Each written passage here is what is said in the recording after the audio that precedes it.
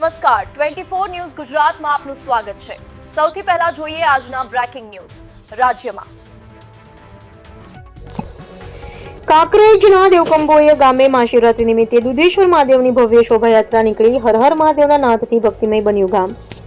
કાંકરેજ તાલુકાના કંબોય ગામે મહાશિવરાત્રી પર્વ નિમિત્તે દુધેશ્વર મહાદેવ મંદિરે ભક્તિ અને શ્રદ્ધાનો અદ્ભુત માહોલ સર્જાયો હતો। વહેલી સવારે બ્રહ્મ મુહૂર્તથી જ ભક્તોના ઘોડાપુર મંદિરે ઉમટી પડ્યા હતા।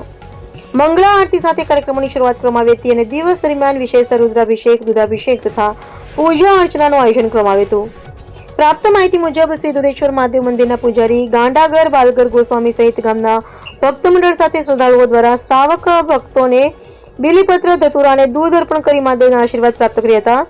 મંદિર પરિસર રંગબેરંગી લાઇટિંગ અને ફૂલોથી સજાવવામાં આવ્યું હતું, જેના કારણે સમગ્ર વાતાવરણ આકર્ષક અને ભક્તિમય બની ગયું હતું। સાંજના સમયે દુધેશ્વર મહાદેવની ભવ્ય શોભાયાત્રા ગામના મુખ્ય માર્ગોથી નીકળી હતી।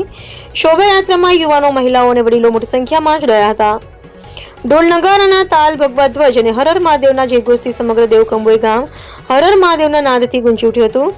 જેમાં સૌથી અગત્યની બાબત વિશે વાત કરીએ તો શોભાયાત્રા આકર્ષક ઝાંખીઓ અને ધાર્મિક દ્રશ્યોની વિશેષતા બની રહ્યા હતા।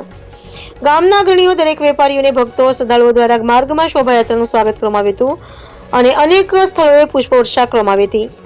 ભક્તોએ શ્રદ્ધાપૂર્વક શોભાયાત્રામાં ભાગ લઈ મહાશિવરાત્રી પર્વ ઉજવીને લાભ લઈ ધન્યતા અનુભવી હતી। મંદિરે ખાતે અંતમાં મહાઆરતી યોજાઈ હતી અને ત્યારબાદ મહાપ્રસાદનું આયોજન કરવામાં આવ્યું હતું, જેમાં મોટી સંખ્યામાં ભક્તોએ પ્રસાદ ગ્રહણ કર્યો હતો।